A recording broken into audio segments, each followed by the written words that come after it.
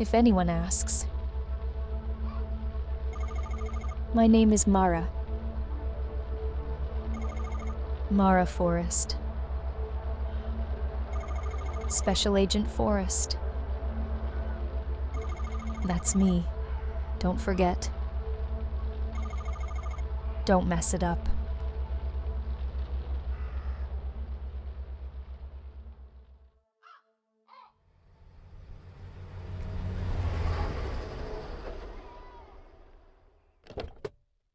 Welcome to Crow Country, an indie psychological horror game made by SFB Games. The game is set in 1990 and takes place in Edward Crow's closed amusement park, Crow Country. It's Mara's job to uncover these mysteries, but there's more than meets the eye. If you have not played this game yet and plan on doing so, I highly recommend it, and I recommend doing it before watching this video because this will be an entire review and analysis of the game. Huge shout out to SFB Games for making this. It's a very incredible game, and I really like the story. Anyways, without further ado, Crow Country.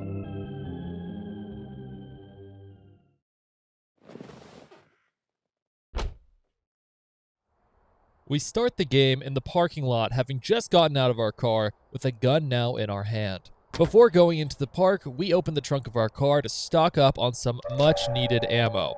We only get 8 bullets, but Mara says, "I have enough." The game has a very unique way of loading and aiming your gun that makes it really feel like a retro game. They familiarize us with this right away by having us shoot the gate open in order to enter. In the park entrance, we find a pocket light on the floor. Looks like somebody dropped it. We walk over to the ticket booth, but she has no intention of buying a ticket. Upon searching this trash can, we also find a med kit inside. Finally, we enter the main plaza of the park, and inside is a giant crow statue. On the floor, we for some reason find a laser sight for our pistol, which will come in very handy. At this point, I got curious and opened up the inventory. Here we can see the ID of Mara Forrest, who is a firearms expert. Another interesting mechanic is that whenever we're low on ammo or resources, we can find a vending machine and kick it to get some. In this hub, we find a lot of useful information from employee notes, such as this one warning us not to run the ventilator because something crawled in there and died. In this note, an employee admits to dropping a bronze key into the fairy pond. Finally, in the bathrooms to the side, we can find Beyond Magazine, which tells us of the aspiring paranormal photographer Arthur Mole. However, the magazine doubts the validity of Arthur's pictures, calling them a hoax. Back in the main plaza, there are 3 main areas available to us, but the only one available to us right now is Fairy Tale Town. In the middle of the pathway, we see 2106 written in blood. This will come in handy later, as there's a lot of mysteries that have to be solved with things we found around the map and come back to. Moving on, we find a broken Polaroid camera with this photo.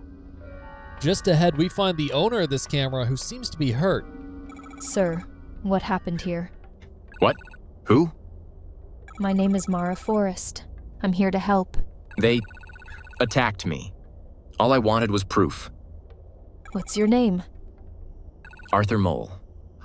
I just needed a clearer photo. A photo of what? Who attacked you, Arthur?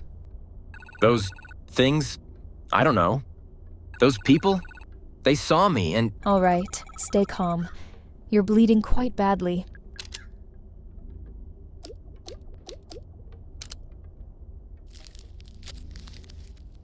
Thanks. I still feel kind of bad. Come on, let's move you somewhere safe.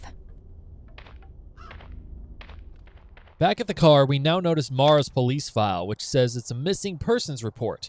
The name is Edward Crow, and he's the company owner/landowner. This is what he looks like, and he was last reported missing by his daughter Natalie Crow to Detective Harrison James. Now having moved Arthur to our car, we come back to Fairy Tale Town to solve this mystery. Observing our surroundings, we find this giant mushroom man who apparently doesn't seem very happy, as well as this statue labeled Fairy, which needs a code to be operated. Luckily, Arthur seems to have left us a code 3184 right underneath where he was sitting, and putting this code in instantly activates her. The fairy requires a code to be spoken to it in order to pass, and we will find that out later and come back. The final structure in this area is a small house with no keyhole, but the mailbox next to it has a small bronze keyhole. At the very end of Fairy Tale Town is an extension for Cosmic Future, which was never completed. Here we find a note that says, "Hey Ed, want some good news? I finally found a good site for our gold mine. It's in Para, northern Brazil. Just like we wanted, there's a disused mine here. The locals gave up on it years ago. It's still in decent shape, so it shouldn't be too much work to get it looking the part. Marv." The final place we search is a hallway to the left of Fairy Tale Town, where Arthur came from. But this is where things get strange.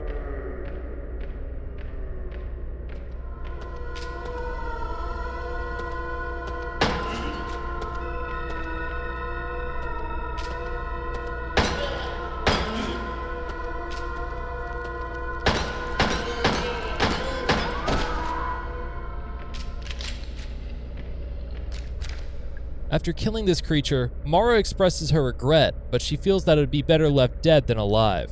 Down the path, we find a wooden crate with a note taped to the lid.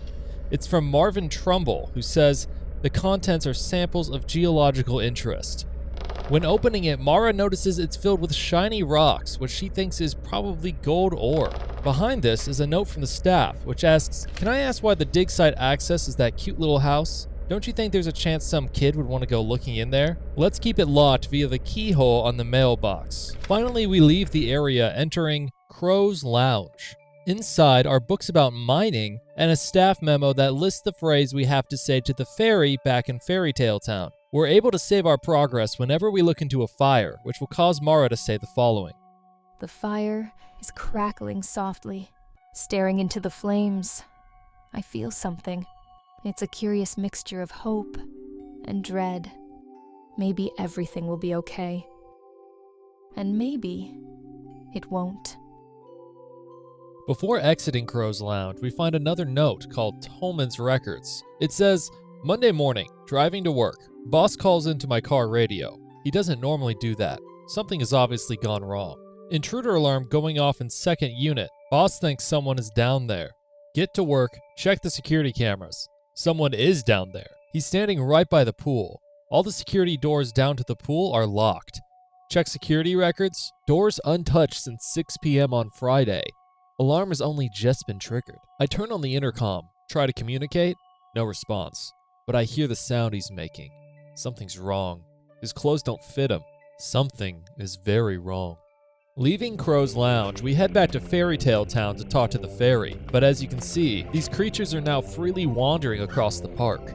After avoiding and defeating them, we get to the fairy and say the phrase. Inside, we find the fairy pond as well as the control switch for the ventilator. If we ignore the staff notes and instead mess with the ventilator incorrectly, the room will slowly start filling with a poisonous gas, which we have to reset. By setting the pressure just right and pulling the lever, we can actually use the ventilator properly. With the water less dirty, we're now able to see a target which we can shoot underneath the tree. This causes the fairy statue to rise and bring us the bronze key that we needed. Going back to the little house, we use this key to get the door open and go inside. Here we find some sort of dig site with lots of different tools. They're all missing pieces and can't be operated properly right now, so we'll have to come back later. Going back to the main hub, we find a new kind of enemy, which is absolutely horrifying. I was able to defeat it by exploding this barrel, but this is just the beginning of this game's twisted monsters. We're now able to use our bronze key on a gate in the hub to unlock another area. This attraction is called the Haunted Hilltop. Going to the right, we surprisingly find another person who's banging on a steel door. What are you doing? Trying to get through this door. Oh, right. Is it locked? Obviously. Is there another way around? It's possible. Right. I'll go have a look. Ignoring our strange interaction with the woman named Julie, we attempt to find a way around by first heading into the dungeon. On a questionably fake torture rack in the middle of the room, we find a newspaper. It reads, reports have emerged detailing the activities of a recently received Brazilian gold mine.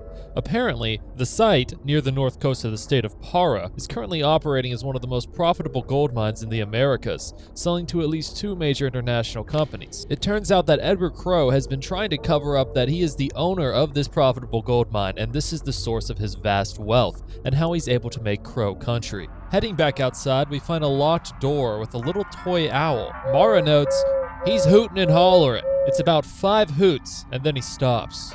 Going over to the bell and ringing it 5 times opens the door. Inside this area, we actually hear a phone ringing.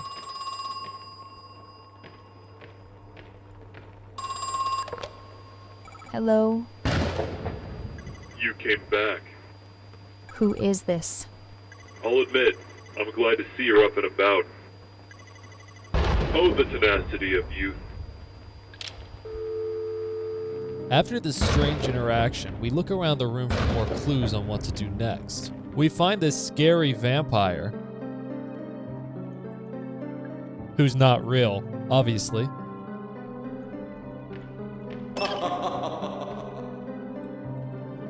We also find these clocks which need to be set to a certain time, but we don't have the tool to do it yet. Finally, if we type in dead on the piano, the skull painting in the middle of the room opens up for a secret passageway.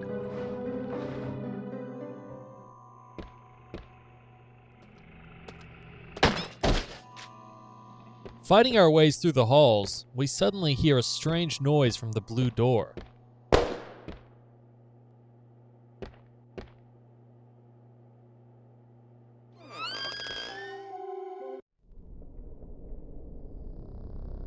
Inside, we find the man in charge of park operations having killed himself. We find a note that says, I tried to spy on Edward and Tolman during their meeting.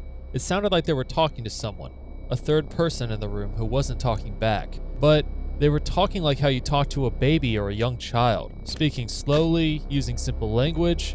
What is going on? Next to the note, we find a tape to play. This is a message for Edward Crowe from Douglas Pike. Edward, we've been friends for over 30 years. You entrusted me with the running of your theme park, a task I have relished. You've always shown me kindness and always paid me well for my work. However, I can no longer remain silent. Edward Crowe, your crimes have not gone unnoticed, nor will your sins go unpunished. As for Elaine Marshall, I hope she never forgives us, for none of us deserve it. Goodbye.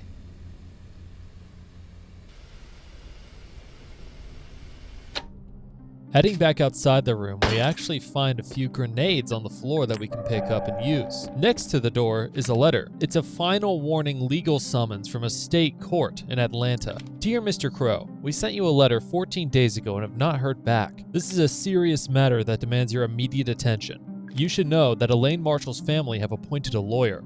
The case against you is being prepared as I write this letter. Sincerely, G. Williams, State Court. We find another note down the hall that's one of Tolman's records. It says, alarm triggered at 2:15 a.m. 2 more guests appeared in the pool room. This time, I made sure the cameras were running, so we have proof. They came out of the pool. They were worse than the first. Broken, wrong shape, falling apart. I feel heartless describing them so, but I have no other words for them. Boss said we wouldn't be able to move them like we did with the first guest. He spent 23 minutes trying to talk to them. Then he shot them both. After reading these, we find a woman crying in the corner. Are you all right, ma'am? My head. I threw up. Hey, it's all right. Don't worry about it. Can I ask, did something happen to you? It only grazed me. I thought I'd be fine. I don't even know what it was. My head is pounding. My stomach is... Ah, right. You were attacked. I feel dizzy. I have something that might make you feel better, at least for a little while. You should take this.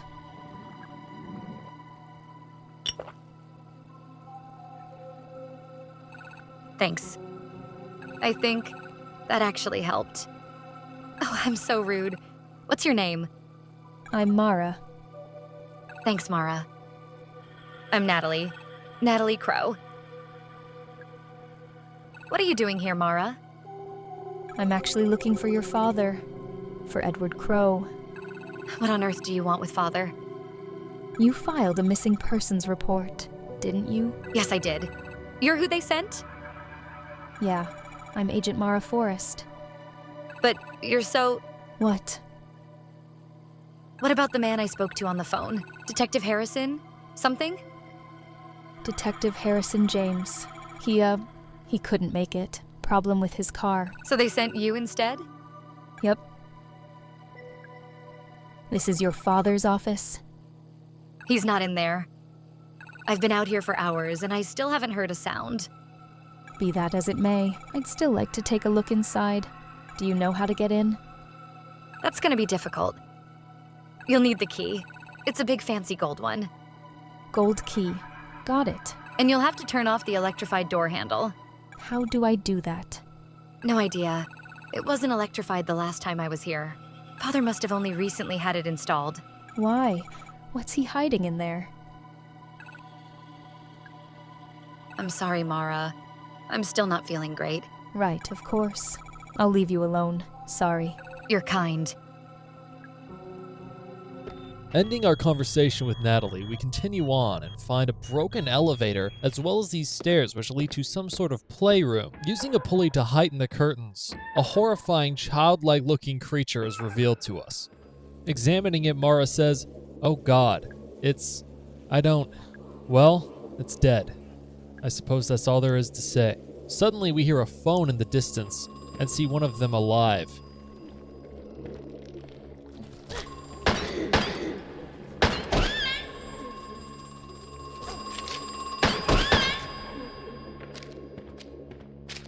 After killing the creatures, we finally answered the phone.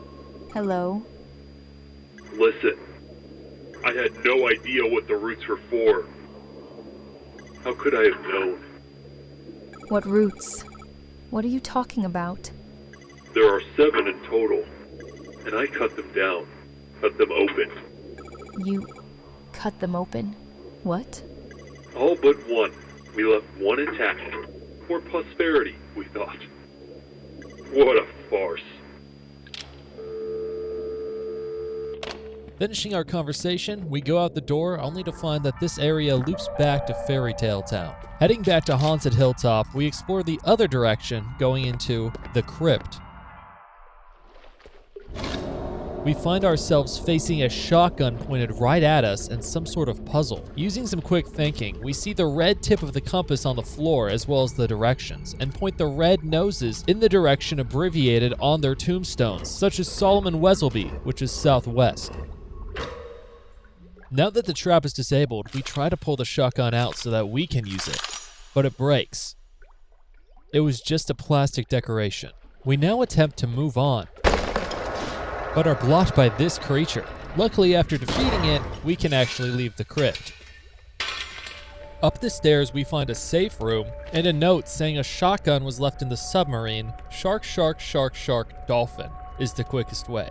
Whatever that means. Next to that, we find a letter that says, "Hey Ed, what's been going on? I finally set up the address you can use to send me the ore. If you label the contents as samples of geological interest, we can pass it off as an academic research thing. I'll collect the shipments once a week and take them back up into the mine. Hold on to your hat. We're about to become the luckiest gold miners since 1848. Marv." At the end of the hall, we find the giant door that woman was banging on earlier and decide to let her in.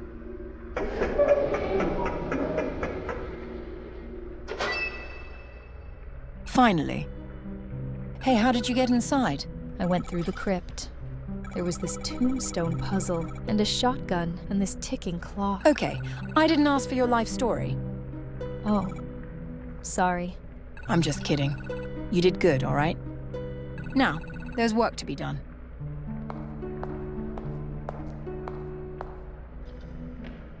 What are you doing? Yeah, I think this is the best spot. The best spot? For what? I assume he uses that elevator, so he'll see it for sure. Are you talking about Edward Crow? Yeah. Hey, would you help me out with something? Sure. What do you need to do? I need to clear off these tables and then lay out some documents. It won't take a minute.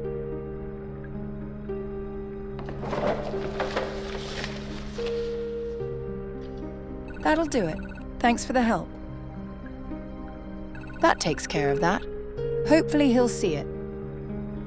While I'm here, I'm going to take a look in the cell.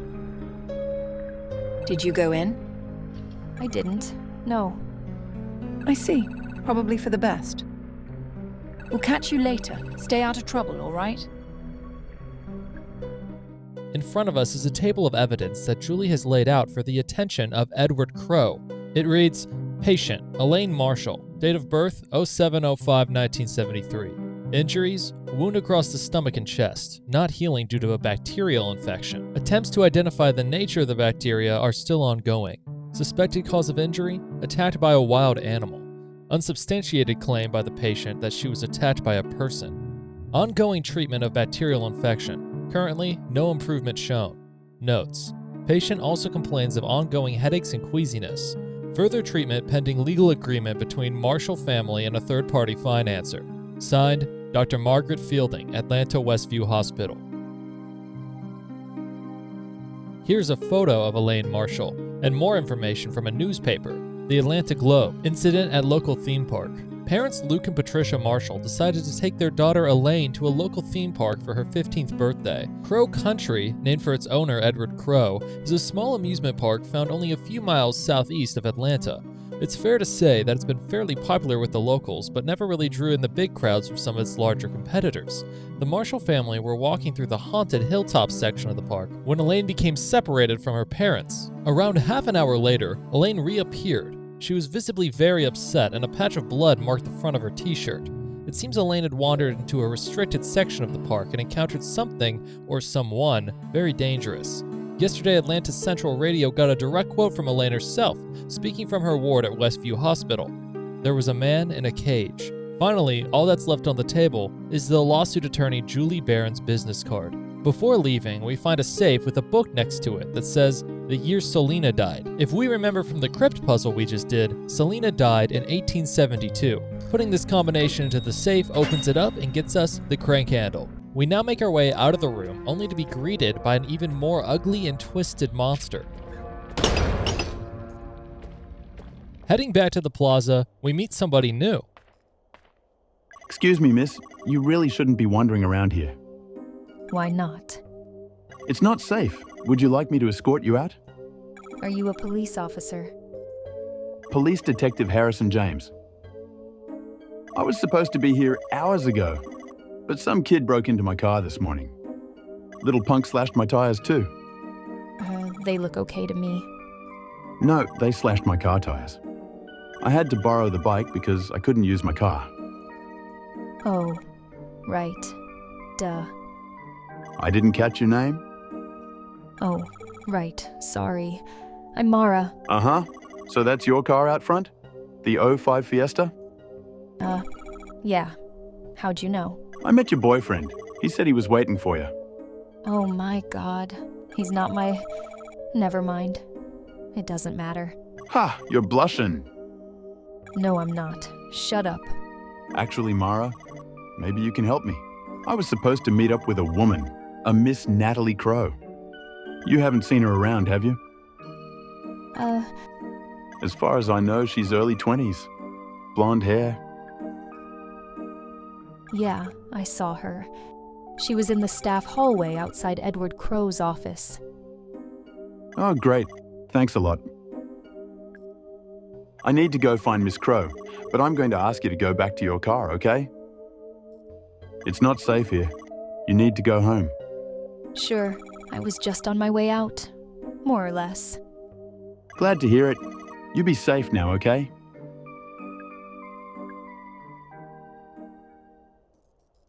I really didn't think he was gonna show up.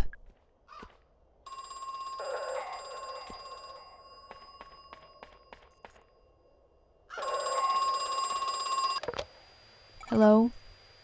The first guest emerged from the pool 2 years ago. I've been thinking. It must have been on purpose. The timing, I mean. 2 years ago? 1988. It must have been some sort of intersection. A critical pivoting point, if you will. Late enough that we developed the necessary infrastructure. Early enough as to not be too late, I suppose. With our crank handle in hand, we now head back over to the section with the clocks and the demon picture and reset the clocks to what the picture tells us. This gets us a large gemstone. Heading back to Fairy Tale Town, now with more new twisted monsters, we make our way to the Broken Swan Lake ride. Here we can use the red gemstone as a replacement for an egg in order to control the ride. We control this swan across the lake until it's within reach, and we take the chain off of its neck. With these items in hand, we head back to the dig site within the tiny house.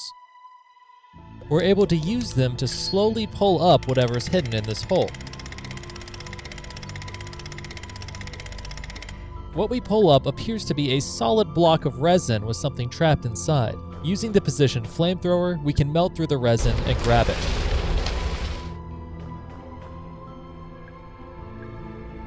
We find a woeful mask.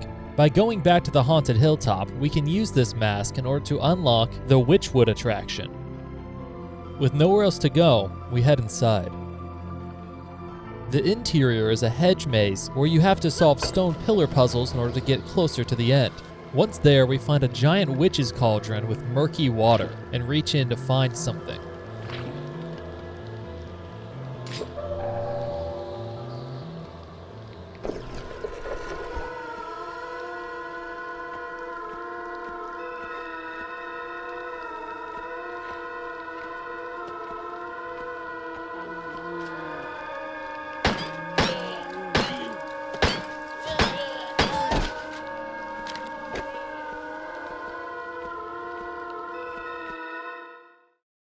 With our trident in hand, we head back to the plaza and use our crank for one last thing, to open up the final attraction area.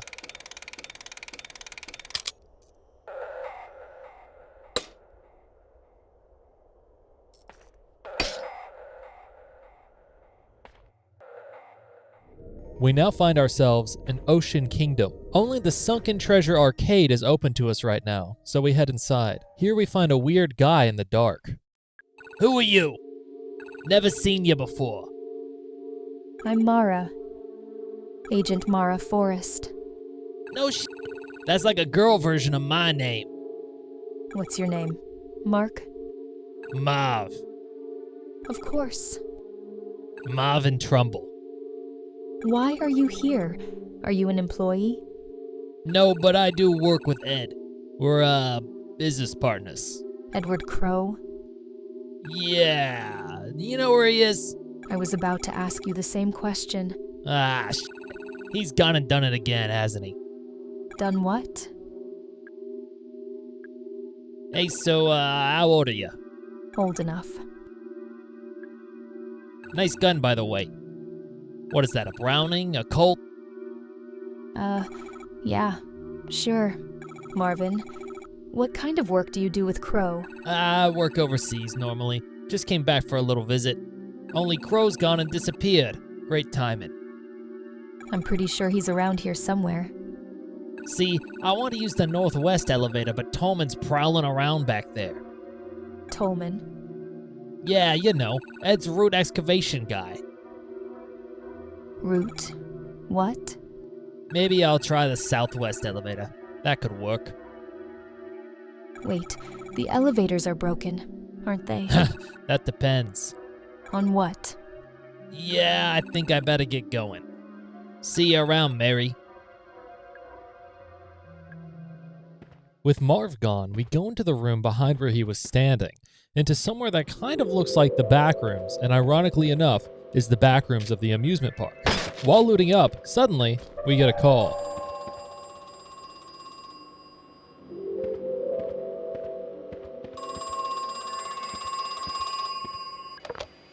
Hello? The worst part is, I never really wanted the gold.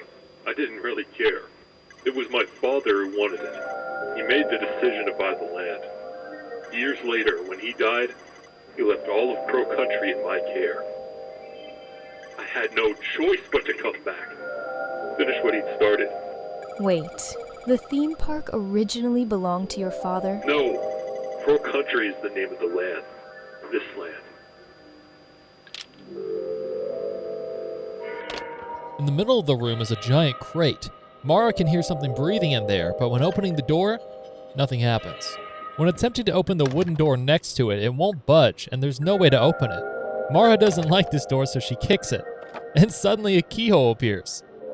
She says to let the record show that she solved the problem with violence. Down the hall, we're led into a room outside of Crow's lounge, where we can see Harrison on the other side, and can even spy on him through a little peephole. Hi. Well, look who it is. Mara, you told me you were on your way out. I got lost. Uh-huh. I'm not stupid, you know. Did you find Natalie? No, not yet. I thought she might be in here, but What are you reading? it's an old book about gold mining. It's actually really... Looks boring. Mara, is there something I can help you with? So, how are you feeling? What do you mean? You're not injured? You haven't been attacked by anything. So you saw them too? Those creatures? Did they attack you? No, I ran fast as I could. I thought I was going crazy. Mara, what are they? What's going on here? Do you know something? Harrison, if you're really not injured, you should probably leave. Get out of here while you still can. I can't do that. I still need to find Natalie. She might be in danger. After our chat with Harrison, we head back and I see this little goblin poking his head out of the crate, and it scared me so bad.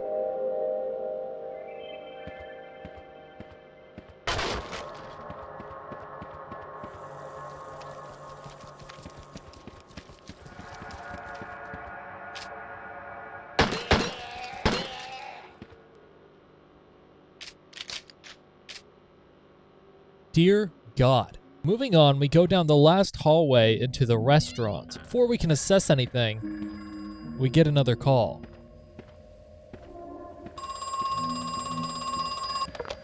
Hello? Natalie, my daughter. She's here, isn't she? Yes, she's looking for you. She filed a missing persons report with the police. I told her not to. I thought I'd convinced her not to. Listen, can you get her to get out of here? Get her to leave, now? Mr. Crow. She got hurt. She was attacked. I see. Finishing our phone call, we look around the room and see a chest with no keyhole. However, there are large animatronics around the room, and when you tap the glass, they turn to face you. These animatronics are programmed to react to the trident we're holding to open the chest. By tapping them all to look at you from one position, we can open it. Inside is a small silver key. Before using this key, however, we're going to go to Nemo's adventure. Inside the submarine, we can see a place to save and a toy gun-operated minigame. If we listen to the staff memo from earlier, if we shoot shark, shark, shark, dolphin, we unlock the shotgun. This, of course, means that the first enemy we're greeted with when we leave is Giant.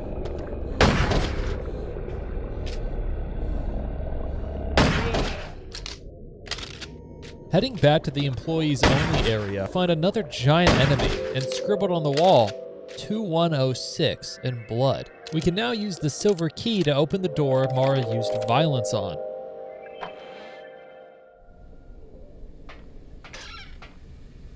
Oh, hello. Sorry for barging in. I should introduce myself. I'm Mara Forrest. I'm looking... I like the purple. What is that? Dyed? Must be. Doesn't look like a wig.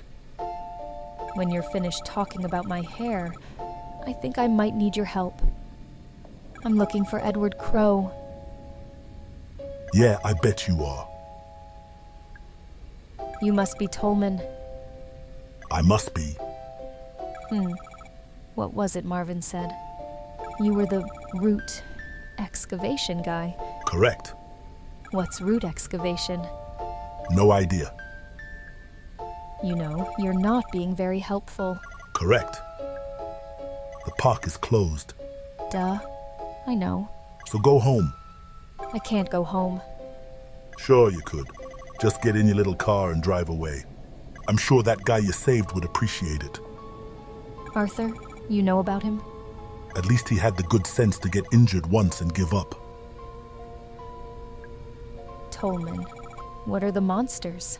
The monsters. Don't pretend like you don't know what I'm talking about. No, it's just... Trust me, Mara. You don't want to know. Can I turn on the elevators from here? The elevators are broken. No, they're not. They're just pretending to be broken. So where's the switch? Let's see if you can work it out on your own. Fine. Looking around the room, we first find Tolman's notebook. It says, "Guests are appearing almost every day now. We can't save them. They're too far gone. But I want to know where they've come from. I found a number marked in blood on the ground. 2106. It's not a code for any of our locks. It's not a code at all." Next to this, we find a radio. However, the antenna's been cut off, and the sound is horribly distorted. Tolman has 4 different VHS tapes of tragedies. When playing them, a letter will flash on screen, and by organizing them by the date and time that they happened, we play the word face.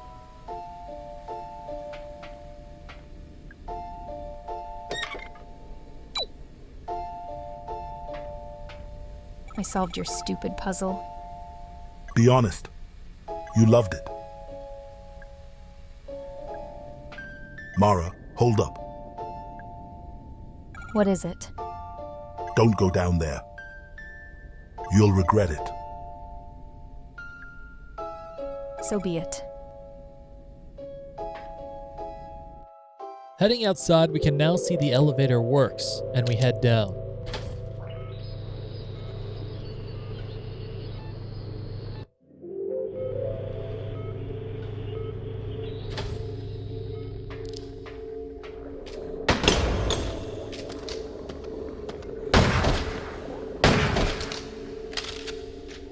Underground, there's a gate for every single day of the week. However, these are locked, and we have to go into the employee break room to turn them on.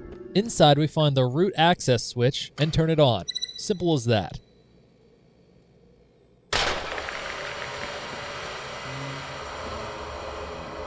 Just kidding, it's actually a jump scare and a crazy boss fight.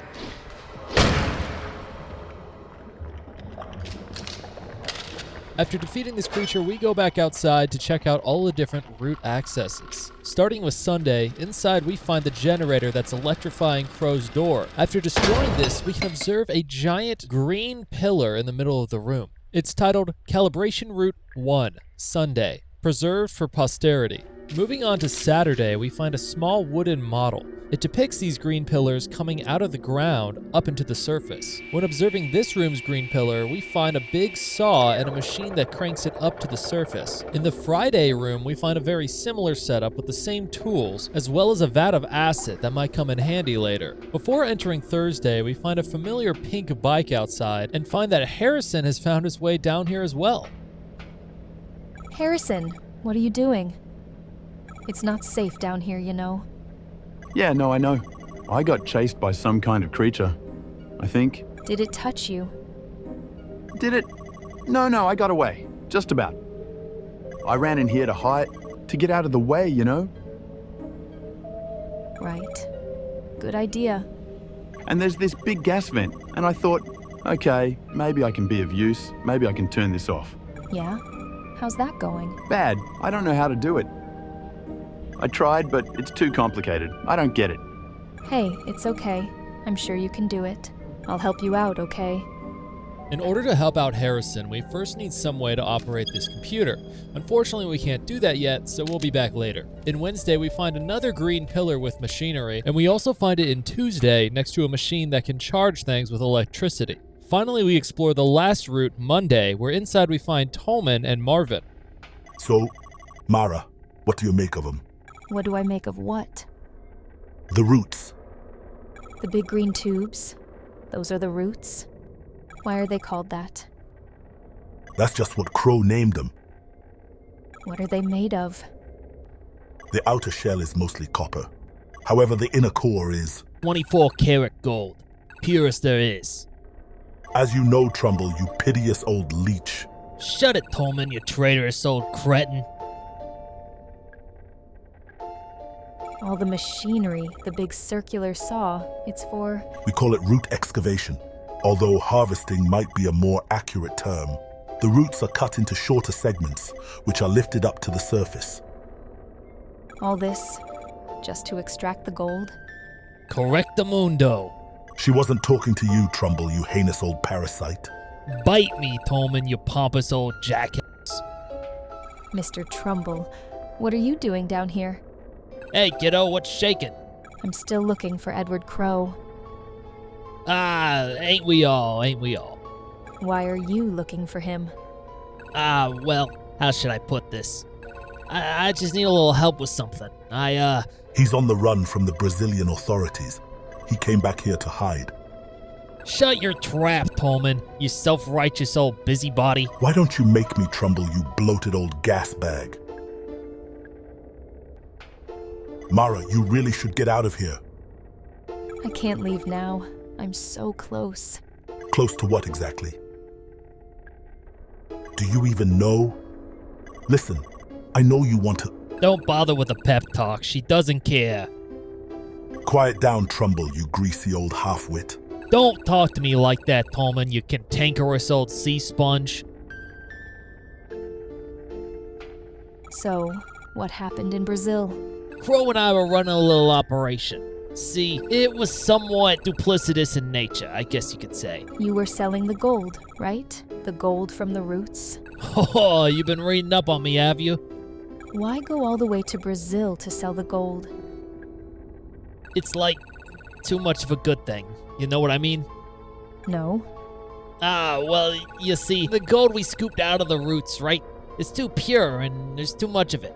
But why is that a problem? Crow didn't want anyone connecting the gold back to his land. He didn't want the US government looking into where it was coming from. I was telling the story, Tolman, you uppity old bastard. Well, you were doing a job of it, Trumbull. You worthless old junkie. Leaving those two to argue, we go to the southwest elevator to access a new area upstairs. We find a concrete parking area and a moving box.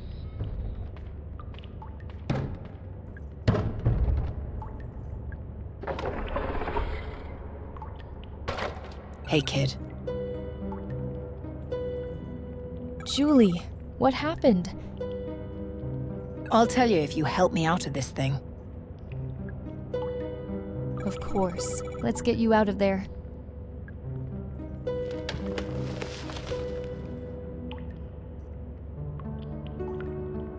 Oh, thanks for the help. How did you end up in a crate? Some guy grabbed me from behind and threw me in there. Some guy. Who was it? No idea. Didn't see his face. He had real sweaty hands, though. Oh, gross. Yeah, not an especially enjoyable experience, all told. I wonder if it was Marvin. He looked like he'd be kinda sweaty. Marvin who? Oh, nothing. Don't worry. Just thinking out loud. I'm just glad you're safe. Yeah, listen, that's twice you've helped me out now. Let me know if there's any way I can return the favor. Right. Thanks. Will do. After freeing Julie, we go back upstairs to use our silver key to turn on the arcade. By playing the games and getting the proper scores according to what this sheet says, we're able to acquire the security access data disk. With this in hand, we go back downstairs and are now able to shut off the gas pipe. Hey, you did it. Yep, You're pretty smart, huh? I sure am. And so modest. We should leave. Good idea. Are you going to come with me? Not yet. Sorry. Now that we've helped Harrison, we go back upstairs to the dungeon of Haunted Hills, where there's another computer to open up all the cell doors. Inside this cell, we find a bottle that can hold acid, which will come in handy later. Before we go use it though, I was exploring the restaurant section of the ocean attraction. Here I found that if you pour a drink in the exact same order of the fruits on the wall, a chalkboard is revealed that tells us the code to a locked cabinet in Mr. Crow's lounge. I of course went to go unlock this, and inside, was a map of secrets. This allows you to see all the rooms that still have a secret that you haven't yet discovered. Now, because these secrets are not story-oriented, but only gameplay-oriented, I won't be covering them all. However, I was able to unlock some really cool things, like this flamethrower, these shoes that make you faster, and even a 44 Magnum. Giving me a way to find all these secrets that help my gameplay be more fun gives this game a lot of replayability, and it's pretty genius. But continuing with the main story, we go downstairs to fill up the acid bottle with acid. And with this in hand, we head back to the stage play area. When shooting at the head of the ferry here, it's revealed that the golden key is inside some sort of casing. And by filling the sprinkler system up with the acid we collected, we're now able to free the key from the resin and take it. Having destroyed the generator downstairs, with the golden key in hand, we can now go into Crow's office.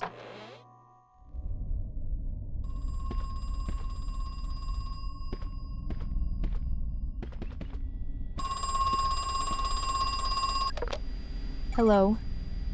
You know, I never had a plan for all the gold. In fact, it quickly became a problem. We couldn't sell it, basically. Not without arousing a lot of unwanted attention. We had too much of it, too quickly. And the shape, those cylinders. Well, it's not the normal process, is it? But then I had an idea. What if it was the normal process? Or what if we pretended it was? So Marvin and I devised a plan. We just needed a site, a disused gold mine. Marv found one in South America, in Brazil. And you know what? It worked. For a while, at least. Further investigating this room, we find a picture of Edward Crow and Natalie Crow, and when pulling on it, we reveal a secret room behind a statue. Inside, we see one of the roots peeking up through the soil, squirming around. Next to this is a small notebook, the diary of Edward Crow, age 10 and a half. Saturday. I am excited. Tomorrow, Father and I are going camping up in Condor Country over the river. Father says it's just a nickname, as there are no condors in Georgia. I am looking forward to the trip nonetheless. I love being outdoors at night. Sunday. Father and I found something strange while camping. A green shiny thing sticking out of the ground. It's wiggling back and forth like a little bug.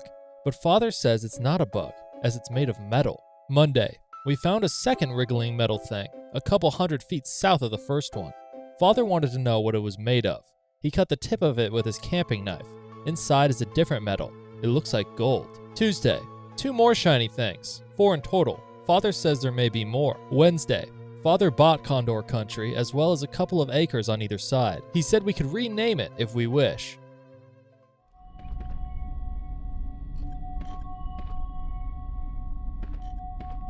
Hi, Natalie. How are you feeling? Not great. Yeah, me neither. Is it your mother? Yes. She died some time ago. I'm sorry. It's a beautiful statue. It's solid gold. Yeah, it must have been very expensive. Your dad really spared no expense, I guess. Did you find him yet? Mr. Crow? No, not yet. I'm still looking for your father. But I have a pretty good idea where he is. I just need to take the central elevator. Mara, what are you going to do when you find him? I need to talk with him. Are you gonna kill him? What? No, of course not. Don't think I don't see that gun in your hand. I see it in your face, too. You've already made up your mind. Natalie. I know he's done bad things. Very bad things. Perhaps he's beyond forgiveness. But please, don't kill him. Bring him to me, okay? Let me speak to him. One way or another, today might be my last chance. Please, Mara. Okay. In the middle of the room is a projector with information on all of the creatures. In order, they read, Guest, emerged at around 50% root excavation. It varies from specimen to specimen, but they largely retain a human-like appearance. Most distressing, they are capable of a limited non-verbal form of vocalization. Goblin. Emerged at around 55% root excavation. Despite their small stature, I have concluded that they are not infants. On the contrary, they may be a senior variant of the guests. Their advanced age causing a weaker genetic makeup which has diminished their anatomy upon emergence. Spindle. Emerged at around 60% root excavation. Much of their muscle and fat is missing, but their bones have become elongated. However, the bone mass is spread more thinly and consequently, the bones are brittle. Additionally, without sufficient flesh as cushioning, their joints are weak. Lumber. Emerged at around 60% root excavation at the same time as the spindles. Here, the opposite phenomenon can be observed, as the lumbers are stiff and stout with excessive muscle and fat. Perhaps this could explain why the spindles have insufficient flesh. Grinner. Emerged at around 70% root excavation. The form is bipedal, but other similarities to a human body are quickly disappearing. In terms of anatomy, each specimen is vastly different from the next. Puddle. Emerged at around 80% root excavation. I pray this is my final entry, for I cannot imagine how anything beyond this point would be capable of emergence. The puddles experience widespread cell necrosis. They are, quite literally, melting. In the corner of this room is a doorway that leads to a completely metal room. Inside this control room, we can see video footage of some sort of creature as well as the car we have parked outside. In the center of the wall is a lever to turn on access to the central control elevator. Suddenly, the creature on screen disappears.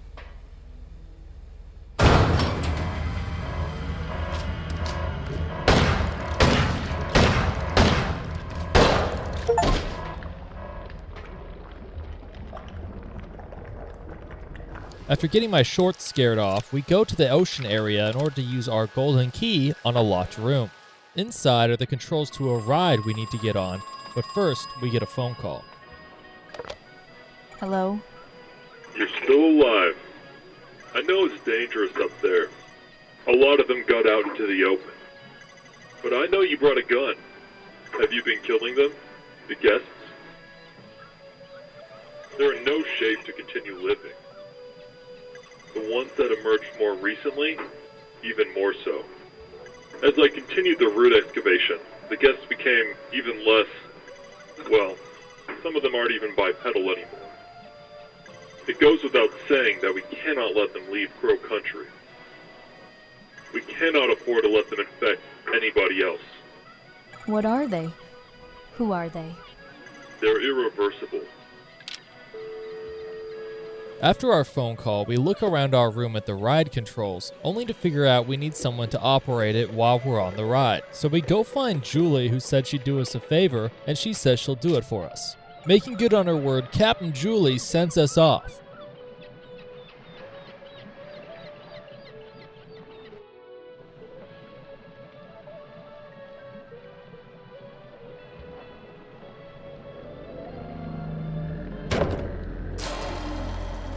It's a very underwhelming ride.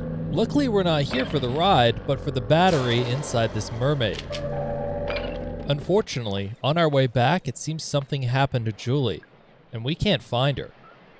We take our new battery and go downstairs to charge it in the electricity-filled machine. With a charged battery, we go upstairs to the central plaza, where we find the Crow animatronic. We put the battery inside it and go to move it out of the way to access the central elevator. At this point, I'm completely freaked out, because I didn't know I was playing a multiplayer game, but I just got shot at. Mara is clearly in more danger right now than just monsters. With nowhere else to go, we hit the central elevator and go to find Mr. Crow.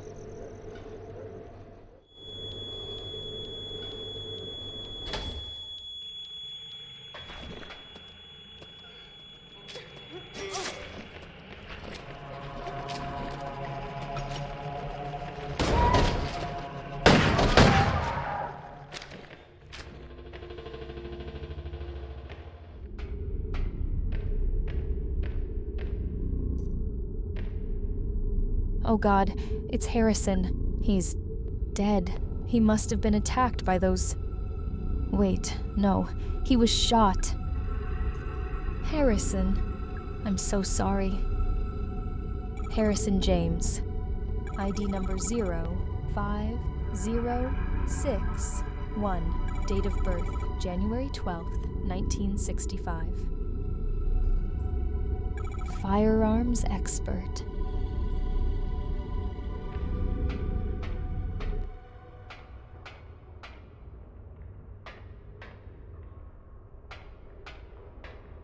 Tolman. I can't let you. Listen, Harrison is dead. Harrison James. The police did. I know who he is.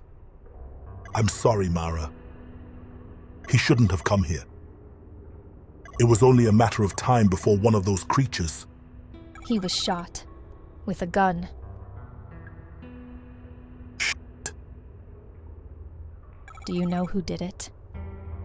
Oh, I think he's probably got a good idea. Marvin. You. Look, kid, there's nothing personal, okay? Put down the gun, Trumbull. And then what, huh? Go home? Forget this whole thing ever happened? Feds will be kicking down my door within the week. I'm culpable for all this shit. I know. I am too. But Mara's not, so leave her out of it. She knows way too much. You think she won't rat us out? Hell, she already tried. She was getting real chatty with that pretty boy police officer. I tried to stop him from coming. I kept telling him to leave. Well, he didn't leave, did he? And neither did you. And now it's too late.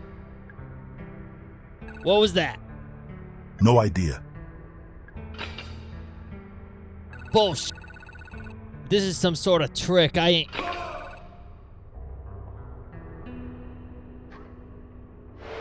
Where am I? Julie. Hey, What's going on? What are you doing in there? I'll tell you, if you help me out of this thing. Oh gosh, sorry.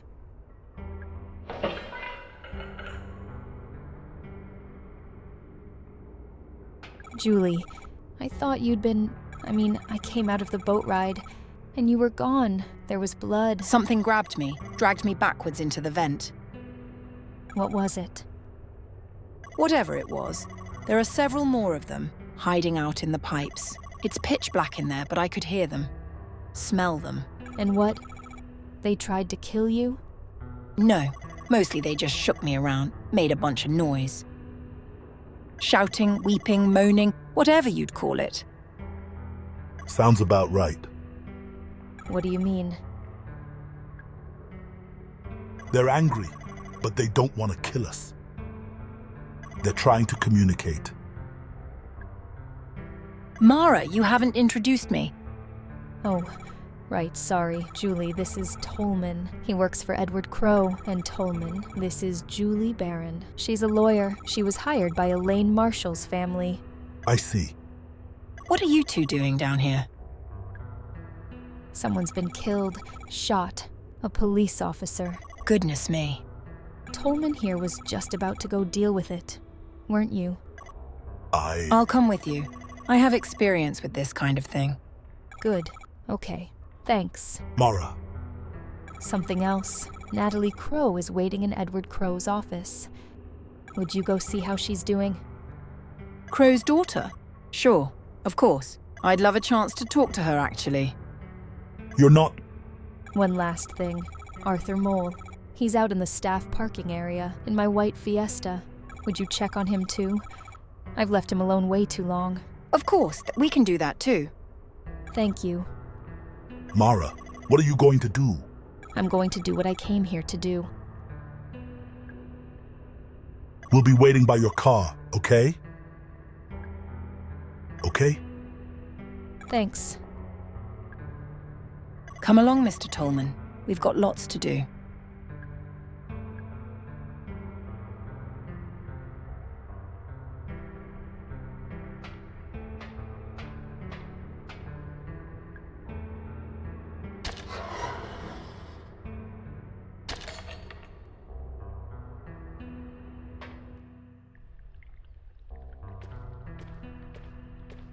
It's a pool of water. It looks so clean. Is this a spring? God, that feels better. I didn't realize how filthy I was.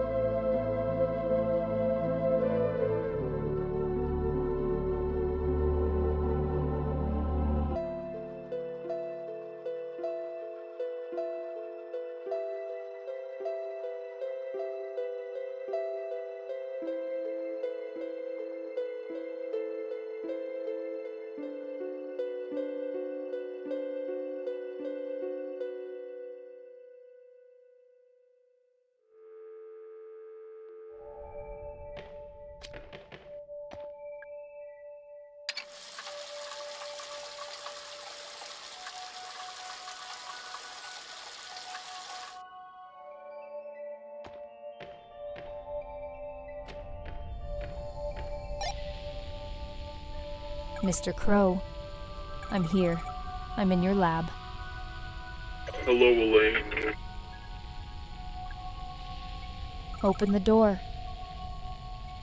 I will. But first, please pick up the glass vials I've laid out on the counter. Why? Please. Fine. I'll put down the other objects I'm carrying. I won't need them.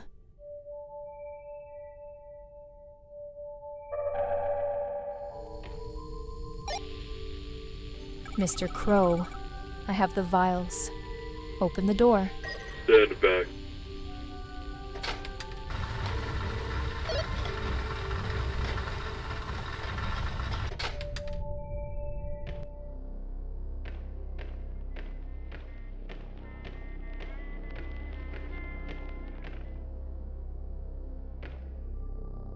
Elaine Marshall. Edward Crow. How long has it been? 2 years? We've never met before. No, I mean since you became infected. 2 years. 2 years since I shut the park. I'm glad you came back. Why would you give a shit? I would offer you a drink, but what are you now? 18? Not quite. And yet you made it all the way down here. You're clearly very stubborn. That's good. It gives me hope. Hope? Tell me, how are you feeling? Bad. Tired. They can't get rid of my infection. It's been getting worse. Of course. I must say, I'm relieved they let you out of the hospital long enough to... They didn't. I escaped. I see. You really are determined. And all this because you want to kill me, I assume? No. I came because I want to tell you something, face to face. I need you to know. Go on. Mr. Crow, I'm going to die from this infection. We tried everything. Nothing works. It's going to kill me. But I didn't realize you have it too. The same infection. Of course, anyone who's been exposed to the guests will have it. Naturally, I was the first. When the first guest emerged from the pool, I tried to help him. I put him in a holding cell, up on the ground level, so we could monitor him more easily. The holding cell. That's where I was attacked. Yes, bringing the guests up to the surface proved to be a mistake. But you look worse than I do. I am simply further along. My continued exposure to the guests has accelerated the process. Continued exposure. Your bloody escapade today? It may prove to have a similar effect for you. Oh God. It looks bad. What's it like when it gets that bad? I shall not lie to you. Elaine, do you remember when your family asked me to pay your medical fees? Yeah. They're holding you accountable since I was injured in your park. But you never paid them. My lawyer is trying to take you to court over it. Yes, this was a deliberate decision on my part. Knowing the nature of your illness, I knew there could be no cure found at the hospital. Wait. But there is a cure. I made one. How? I had to reverse engineer it. I've been studying the highly infectious bacteria on the dead bodies of the guests. New kinds of bacteria that nobody knows about yet. That's been the problem. It's no surprise your doctors were stumped. Those vials from your lab. Yes, you have the cure on your person at this very moment. 5 vials, enough to cure 5 people. 5? Harrison and Marvin are dead.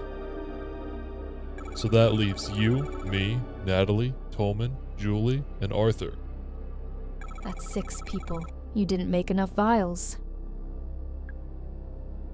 You're wrong there. I shall not be taking the cure. You understand where we are right now? You call it the pool. Correct. And protruding from its depths, the 7 roots.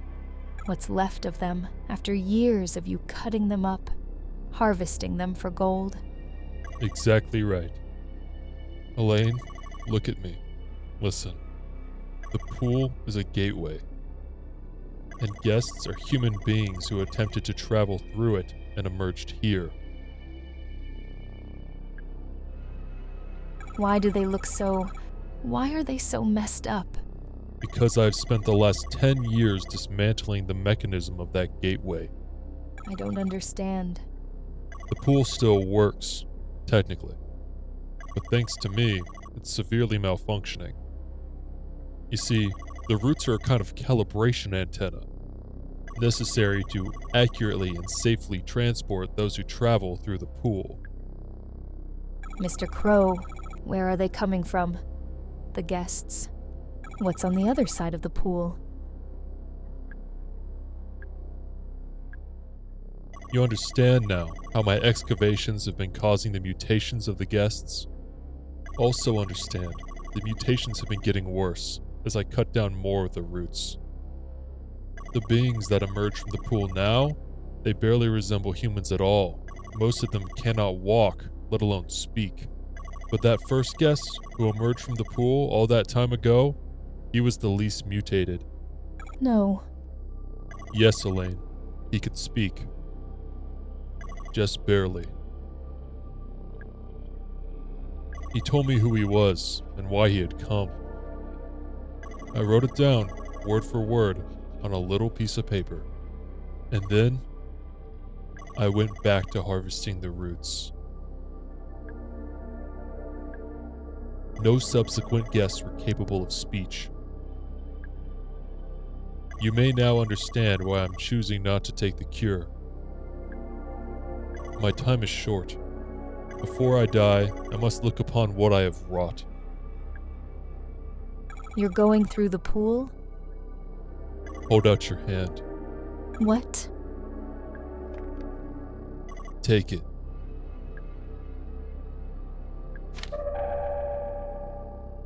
Now that it is in your hands, I'm going through the pool. You'll be mutated. It'll kill you. A fitting end.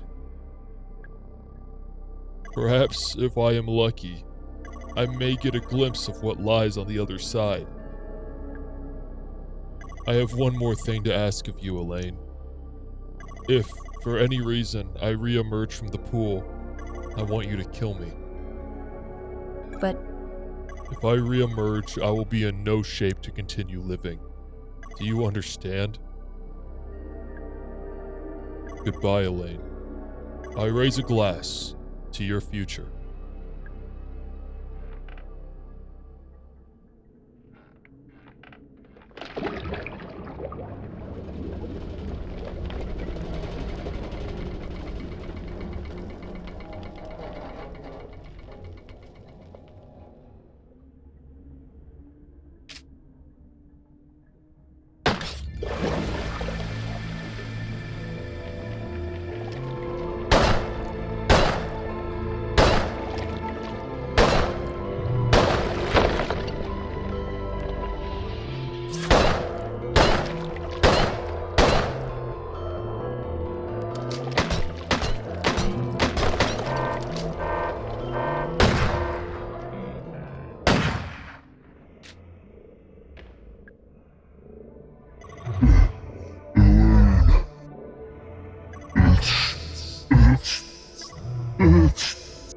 shut up. I don't want to know.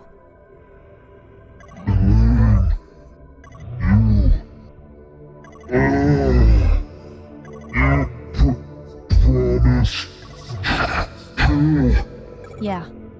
Okay.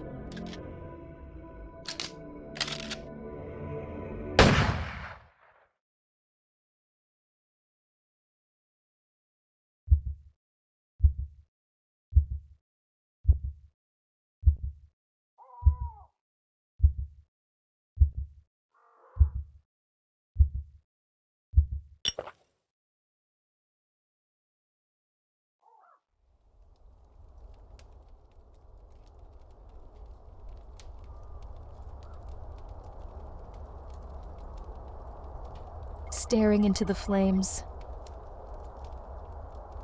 I feel something. It's a curious mixture of hope and dread. Maybe everything will be okay.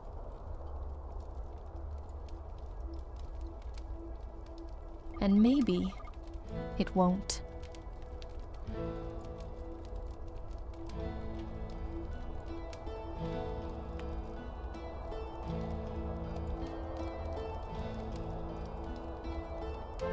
That is the story of Crow Country, a story of a young girl named Elaine Marshall who goes by Mara to sneak into the amusement park of Edward Crow. His covetous exploitation of the roots that have appeared on his land has caused suffering beyond measure and is even more important than we think.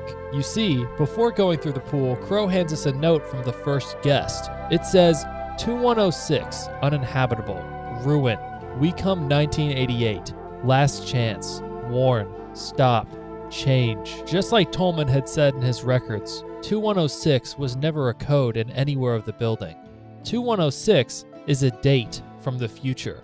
The guests were nothing more than people from the future coming back to warn us. This is because one day the Earth becomes uninhabitable and ruined. It's likely this is because of the disease and the bacteria that they come with. Because Mara was infected by one of the guests with this future bacteria, she effectively became patient zero when she was taken back to the hospital and spread it to everyone else. This means that despite her and her friends taking the cure as they leave Crow Country, the world is still doomed.